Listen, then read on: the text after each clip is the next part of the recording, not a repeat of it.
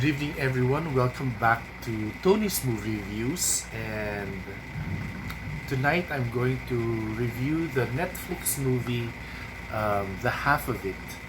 It's a, it's a movie that stars Leia Lewis, Alexis Lemire, Daniel Bimir, and Wolfgang Novogratz. It's written and directed by Alice Wu. So, in this movie, it's set in Squamish, I think the state of Washington in the United States. It turns out that Squamish is a fictional town. It's a very small town where this widow and his daughter, played by Leia Lewis, her name in the movie is Ellie Chu, is a teenager, and just like any other teenager, she's a stereotypical smart Asian girl, and she's starting to find herself as a person and as an immigrant, no? As an Asian person in a community which is largely white and rural rural America.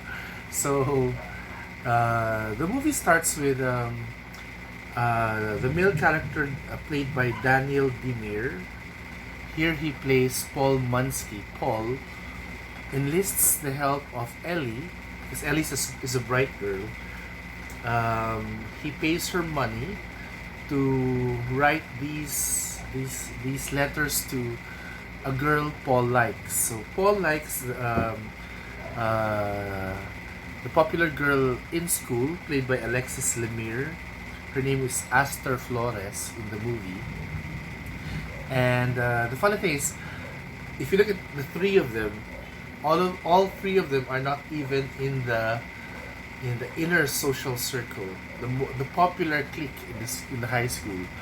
So all three of them, although Alexis and Danielle, although Paul and Aster are white, they do not necessarily belong to the most popular clique in school.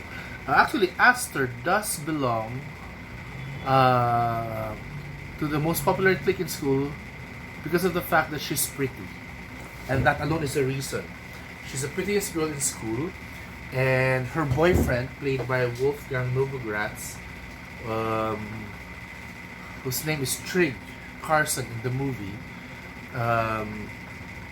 his girlfriend is Aster, the most beautiful girl, and Trig is the son of the richest guy in the town. It's like a match made in Squamish heaven. It's like being a big fish in a small pond, you know. But what unites all three characters together is that they don't know it, but they're like misfits in this small town. No?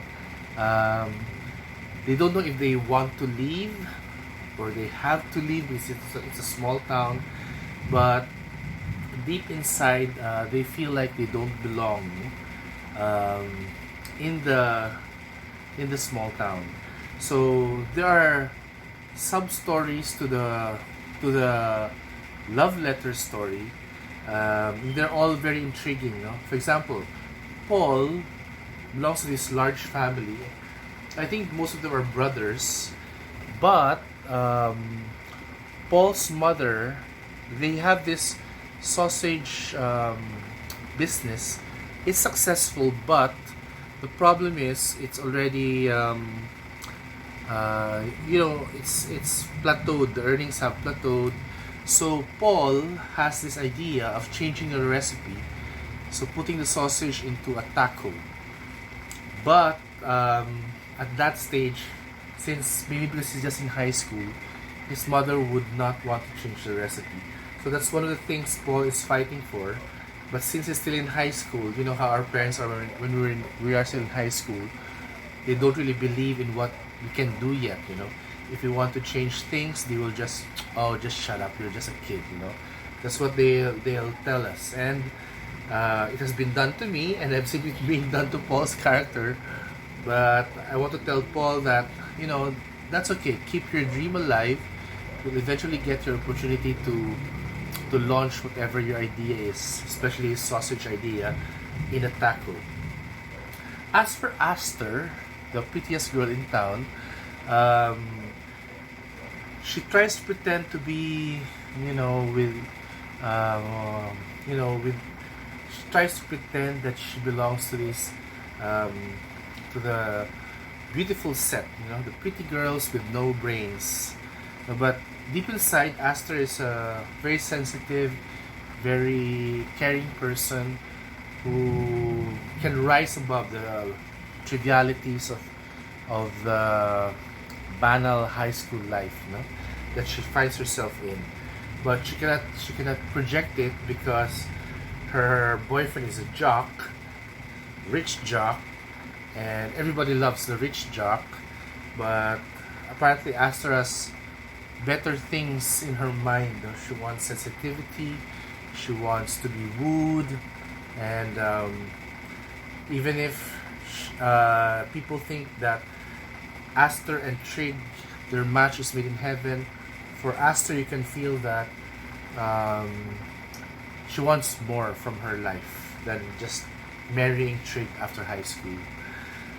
Ellie Chu has the biggest obstacle in the movie, in the character, because number one, she's not white, and so she's like the ghost in the room. Nobody, although she's very smart, very intelligent, since her scholar, she's Asian, she's Chinese.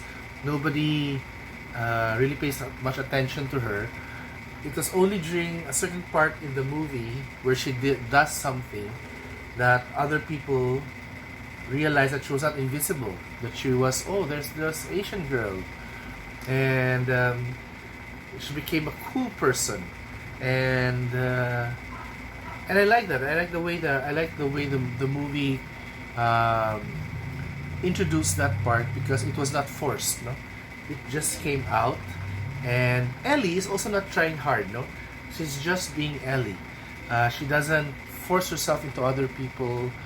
She doesn't have to combat. Well, there's subtle racism, but you have to know that in high schools it happens, because kids don't have the maturity yet to deal with bullying, so we bully other kids as well. It's just our way of not letting other kids trample on us. So it happened to me. When I say it in the movie, well, it's par for the course. Everybody does it. You try to hurt other people by giving them names. We label everyone. In my high school, we all had names. We had labels.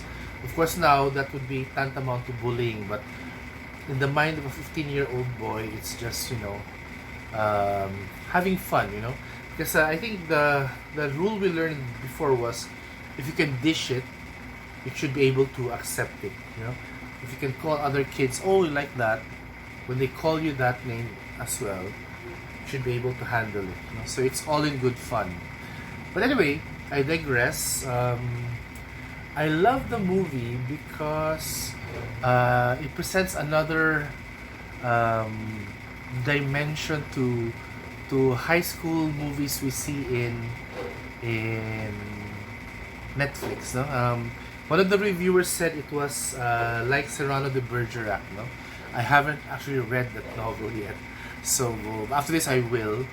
But it's like I think the letter writer is not very good looking, and Cyrano de Bergerac, but he can write really well. So the person he writes to falls in love with him. So it's the same setup here in the movie. Aster, who receives the love letters from Ellie, thinks it's Paul who writes to her, but in the movie, Paul is like this big tall guy, who apparently I think Aster thinks, oh, how could he possibly write such sweet, sensitive prose? So it's only towards the end that Aster says, I had a feeling it was not Paul who was writing, it was another person. But it doesn't take away anything from Paul's intentions. Paul really is in love with Aster, It's just that he doesn't possess the the ability to articulate his feelings, no? His sensitivity. He's just being himself, you know. That's who he is. He's not very good with words, but since Ellie's very good with words, she was able to, in a way, seduce Aster, you know, make her fall in love with Paul, you know, to like Paul. So, but anyway, in the movie, towards the end, you'll find out that um, things will unravel as they are, as it should. Because in the end, the truth will always come out. Um, it would be interesting to find out if there's a part 2 for the movie, because we want to find out what happens to Ellie, Aster, Trig, and Paul after everything is revealed. No? All of their true feelings are revealed. I don't know if they'll release the half of it part 2. No? But it would be interesting to find out what happens to these characters, because now they're in high school. Maybe part 2 would be maybe 2 years, 3 years later, as they navigate through their college life. It would be interesting to find out how they turned out. I would be interested to find out, because I want to know if Ellie really pushes on with her true feelings, because it's never easy for a young person to admit that he or she is different from her peers. You know, I've been through that. I've had to hide, you know, pretend you're a boy when you're not really a boy, you know, stuff like that. And for Aster, she has this problem that people only like her because she's pretty, but she wants to tell the world that there's more to my beauty, that I am really a smart, sensitive girl, you know. But jocks like Trig thinks she's just the catch that he wants and be the mother of his children. So a part 2 would be great for this movie, so we can find out how these characters mature. As for Paul, I feel a lot for Paul because he's a sweet person.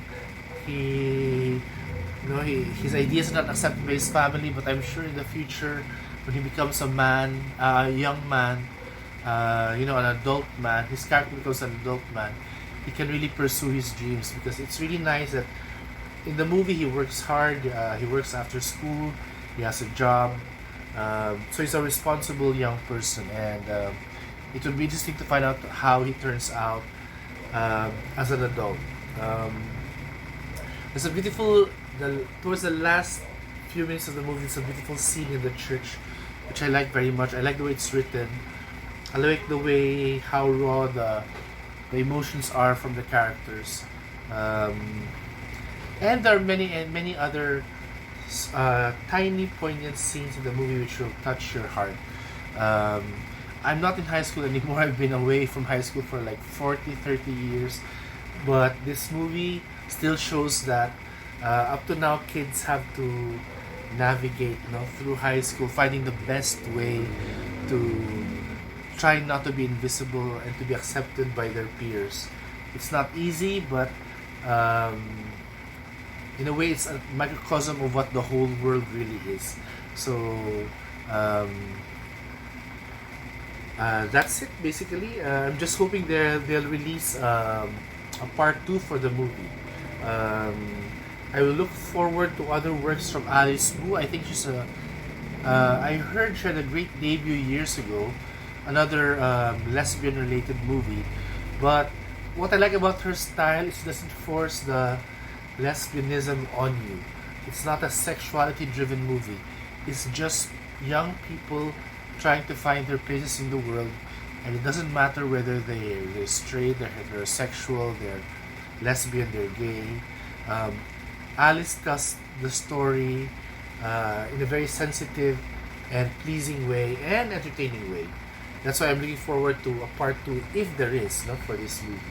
To end, please like my Facebook, Instagram, and my Twitter, and then please subscribe to my channel.